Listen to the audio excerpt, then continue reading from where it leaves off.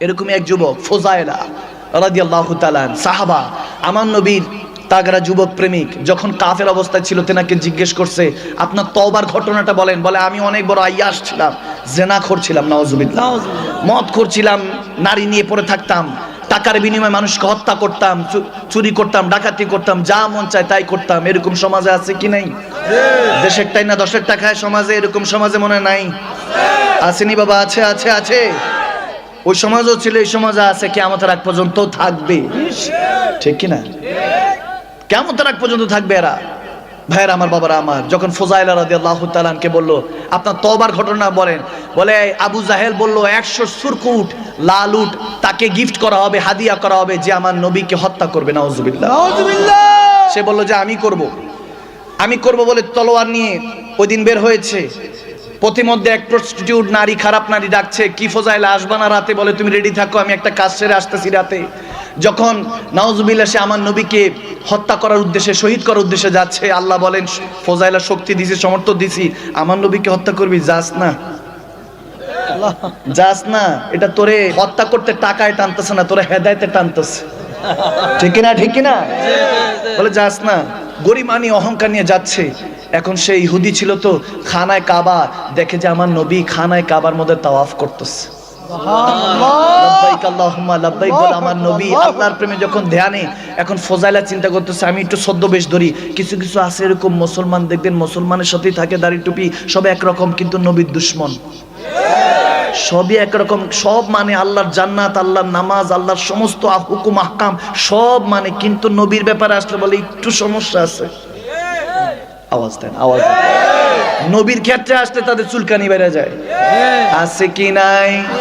আচ্ছা, যখন এরকম হলো, আল্লাহ মানলে নবী মানা নয়, নবী মানলে আল্লাহ মানা হয়।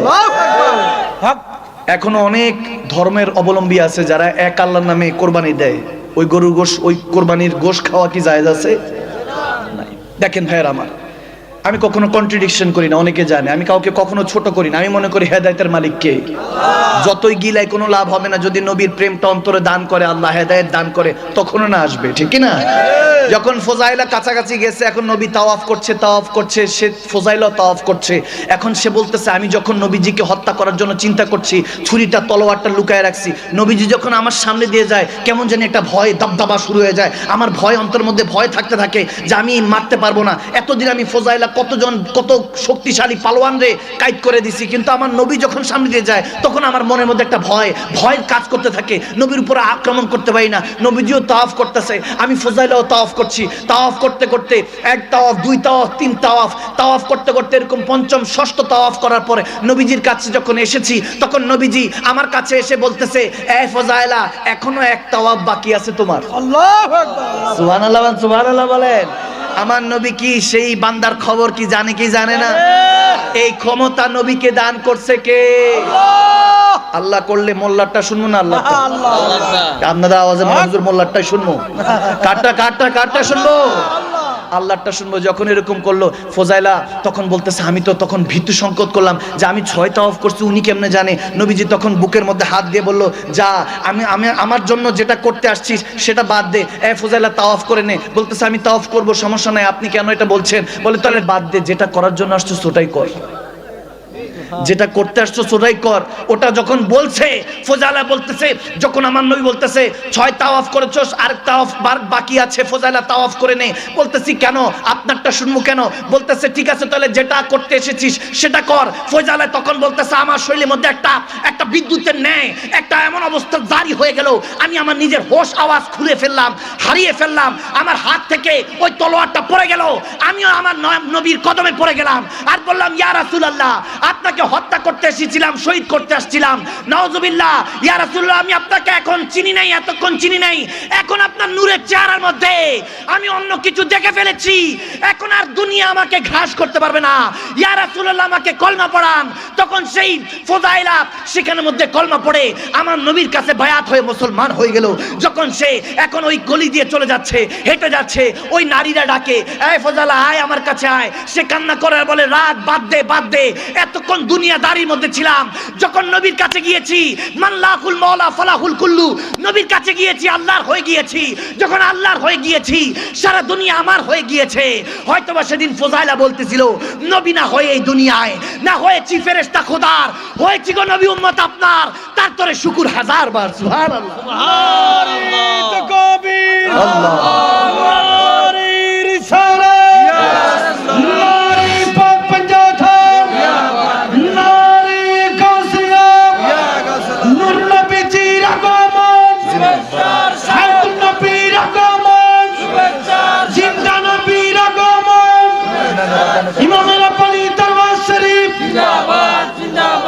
কষ্ট হচ্ছে বাবা? সমাজের মধ্যে কুসংস্কার আছে কি নেই? আছে। আমাদেরকে কুসংস্কার বেশি শিক্ষা দেয়। বিড়াল একটা যদি কালো বিড়াল সামনে দিয়ে যায়, যাইস না, ঝামেলা আছে সামনে। আবার কিছু কিছু যেতেছে খুব তড়িৎ গতিতে চলে যাচ্ছে, পিছন দিক দিয়ে ডাক দিলে বলে এর পিছন দিক দিয়ে ডাক দিছিস, কাজটাই সত্যি না, সব কাজটাই বরবাদ হয়ে যাবে। বলে না বলেন? অনেক রকম কুসংস্কার আছে। ইবনে বাতুতা আলাইহির রাহমা বর্ণনা করছেন যে এক যুবক আল্লাহ ওয়ালা ছিলেন, তার জামানার মধ্যে আবুল বারাকা নাম তেনার, আবুল বারাকা আলাইহির রাহমা। তেনার জামানার মধ্যে একটা মন্দির ছিল যেখানে প্রতি বছর একটা সুন্দরী নারীকে রেখে আসতে হতো, যুবতী নারীকে। পরের দিন আসলে দেখা যেত ওই নারী মারা গেছে, ওই মেয়ে মারা গিয়েছে। তো এই জন্য প্রত্যেক বছর সারা বছর তাহলে শান্তি থাকবে, নাউজুবিল্লাহ। মুসলমানরাও সেটা বিশ্বাস করা শুরু করলো, নাউজুবিল্লাহ বলে। এখন হযরত আবুল বারাকা আলাইহির রাহমা যুবক এক আল্লাহর ওলি, তিনি পথে দিয়ে যাচ্ছেন, তো খাবার ক্ষুধা লেগেছে, ওই সময় তো আর রেস্টুরেন্ট হোটেল ছিল না, ক্ষুধা লেগেছে, সালাম দিলেন এক বাড়ির সামনে গিয়ে, আসসালামু আলাইকুম, কেউ কি আছেন? বলে আছি। বলে একটু ক্ষুধা লেগেছে, যদি খাবার দিতেন, আমি একজন মুসাফির, মুসাফিরকে মেহমানকে খাবার খাওয়ানো সুন্নত, ঠিক না? বলে আমি মেহমান হয়ে আপনার একটু মেজবানি পেতে চাই। বলে আসেন। ভিতরে আসলো, খাবার খাওয়াচ্ছে। একজন মহিলা ছিল, খাবার দিয়ে বলতেছে আসেন, পর্দার আড়াল থেকে কান্না করছে। আবুল বারাকা ওই যুবক আল্লাহর ওলি জিজ্ঞেস করছেন কি হয়েছে মা, কি হয়েছে, হোয়াট হ্যাপেন, কি হয়েছে? বলে হুজুর আমার জীবনে অনেক দুঃখ, আমার স্বামী নেই, আমি একটা মেয়ে ছিল, আজকে সেই মেয়েটাকেও দিয়ে আসতে হবে। বলে কেন, কোন জায়গায় দিয়ে আসবা, কি বিয়ে হবে? বলে না, মন্দির আছে বাগদাদে, ওই মন্দিরের কাছে দিয়ে আসতে হবে, ওখানে নাকি ওই যে স্ট্যাচু আছে, ভগবান আছে বা যে মূর্তি আছে, তাকে ওই নারী দিতে হয়, একজন প্রতি বছরে একটা করে নারী দিতে হয়, একটা মেয়ে দিতে হয়, যুবতী মেয়ে দিতে হয়, নয়তোবা সারা বছর এই গ্রামের উপরে, এলাকার উপরে আযাব আসতে থাকে। আমার মেয়েটাকে একটাই মাত্র মেয়ে দিয়ে আসতে হবে আজকে। বলেন কি, এটা আবার কোন ধরনের কুসংস্কার? বলে এরকম দিতে হয়, নয়তোবা এলাকার ময় মুরব্বীরা আমাকে গালমন্দ করবে, দিতে হবে, কিছু করার নেই। তখন ওই আল্লাহর ওলি আবুল বারাকা আলাইহির রাহমা তিনি বলতেছে মাগো সমস্যা নাই, আমিও দেখতে একটু যুবক, দাড়ি দুড়িও কম, এক কাজ করেন, ওই আপনার মেয়ের ড্রেস আমারে পরে আমারে রেখে এসেন। সুবহানাল্লাহ বলেন না? বলে আমি একজন মুসাফির চলে যাচ্ছিলাম, আপনি আমাকে অন্ন দিয়েছেন, খাবার দিয়েছেন, আপনি যেহেতু রিজিকের ব্যবস্থা করেছেন, তাহলে আপনার সুব্যবস্থা করবেন কে? আওয়াজ দেন না কে? আপনার জীবনের ব্যবস্থা হয়তো বা আল্লাহ আমাকে মুসাফির হিসাবে পাঠিয়েছে। দেখেন আল্লাহ ওয়ালাদের সাথে সম্পর্ক রাখবেন। আপনি কি মনে করছেন দুনিয়ার এই সরজমিনের মধ্যে কোনো আল্লাহ ওয়ালা নাই? আছে। না থাকলে কিয়ামত সংঘটিত হয়ে যেত, যেভাবে বর্বরতার শিকার আমরা হচ্ছি। যুবক দেখেন না নারী হয়ে যাচ্ছে, বই পুস্তকের মধ্যে ট্রান্সজেন্ডার এসব নিয়ে কথাবার্তা আসতেছে, আপনারা কি এগুলো পান না? নাউজুবিল্লাহ। এগুলো নিয়ে কথা বললে চাকরিচ্যুত করে দেয়, তাকে দেশ থেকে ত্যাগ করে দেয়, তার উপরে হ্যারাসমেন্ট। দেখবেন যে সৎ পথে চলে তার উপরে বালা মুসিবত বেশি আসে। কোন রকম উপরের দিকে উঠলে নিচ থেকে টাইনা ধরার মানুষের অভাব নাই। ভালো কাজ করবে, ভালো পরামর্শ দিবে, এরকম মানুষ আজকাল সমাজে অভাব, ঠিক না? যুবকরা তো চিন্তা করে, যুবকদেরকে সারাক্ষণ গুতাইতে থাকে, কিছু একটা কর, কিছু একটা কর। তুই যদি কিছু না করিস আমরা কেমনে চলবো? আরে আপনাকে যে এতদিন চালাইছে, আপনার সন্তান কোষ, তিনি চালাবেন। তিনি কে? তিনি কে? আল্লাহ। আরে আপনি একটাবার চিন্তা করেন, গরম পানি চুলার মধ্যে দেন, এরপর শক্ত আলুটা দেন, যিনি নরম করে দেয়, একটা নরম ডিম দেন, যিনি শক্ত করে দেয়, তিনি তো আল্লাহ। কি বুঝেন আল্লাহর ক্ষমতা? কি বুঝেন আপনি? বুঝেন না দেখে বরকত আসে না। তাওয়াক্কুল আল্লাহ ওয়া রাসূল, আল্লাহর উপরে ভরসা রাখুন, মদিনা আল্লাহর উপর প্রেম রাখুন, দেখবেন আল্লাহ সমস্ত মুশকিল আসান করে দিবে। সুবহানাল্লাহ কোন? সুবহানাল্লাহ পড়ুন। ভাইরা আমার, যখন বলতেছে যে আমাকে নিয়ে চলুন আল্লাহর ওলি, তিনি বলতেছেন ঠিক আছে মা আমি যাব, আপনি টেনশন করেন না। তো তিনি তখন মহিলার ড্রেস পরে টরে ওই মন্দিরে ওনাকে রেখে আসছে। আসার পরে এখন যাকে রেখে আসতো পরের দিনই কিন্তু ওই নারীর লাশ পেত, ওই যুবতীর লাশ পেত।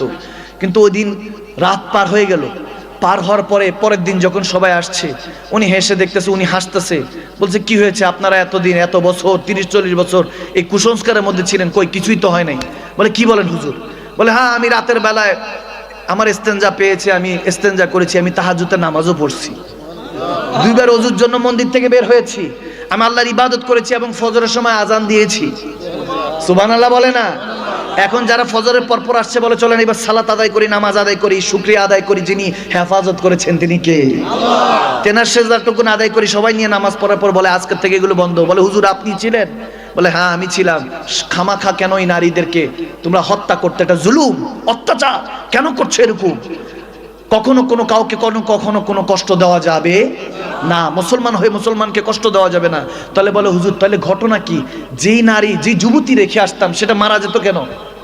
গভীর পয়েন্টটা তো এই জায়গায়। দেখবেন যে এমনি মাইরা ফেলে না, ভয় মাইরা ফেলে মানুষকে।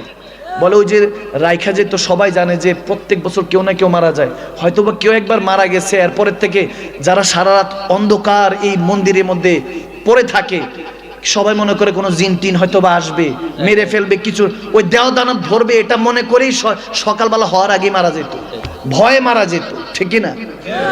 বলতেছে যত যুবতী মারা গেছে সব ভয় মারা গিয়েছে, কোনো এখানে কোনো ক্ষয়ক্ষতি করার মতো কোনো দেহ দানব কোনো জিন টিন কিছুই নেই। তবে হ্যাঁ জিন্নাত আছে, মিনাল জিন্নাতি ওয়ান নাস, 2 জাতির হিসাব হবে, একটা হলো মানুষ আর একটা হলো জিন জাতি। আমাদের সাথেও আছে, এলাকার মধ্যেও থাকে। আপনার অনেক সমস্যার কারণ কিন্তু এই জিন জাতি। এই জিন জাতিরও অনেক ক্ষমতা আল্লাহ দিয়েছেন, তারা ওই ক্ষমতা প্রয়োগ করে আপনার ব্যবসা বাণিজ্য চাকরি চ্যুত থেকে অনেক কাজ থেকে আপনাকে বিরত রাখে, আপনার ভালো হতে দেয় না। এটা আছে, তবে এটার ওষুধ দেনেওয়ালা সেই ডাক্তার আল্লাহর ওলিরাও আছে। ঠিক কিনা? অকুনু মা সাদিকিন, সে ওলি আল্লাহদের সাথে সম্পর্ক রাখলে আপনার দেহ দানব শত জিন জাতি শয়তান মানুষ জাতি শয়তান কোনো ক্ষতি করতে পারবে না। হেফাজত করবেন কে? আল্লাহ। আল্লাহওয়ালা বান্দাদের সাথে সম্পর্ক রাখবো, তাহলে দেখবেন যে আপনার সমস্ত কিছুর মধ্যে বরকত আসতেছে। আমার আল্লাহ বলেন বান্দা তুই যতই দুনিয়াদারির কাছে চেষ্টা করিস, দুনিয়ার মানুষের কাছে যাবি, তোকে ফেরত পাঠায় দিবে। যদি তোর পকেটে মাল থাকে টাকা থাকে তাহলে তোকে সম্মান করবে।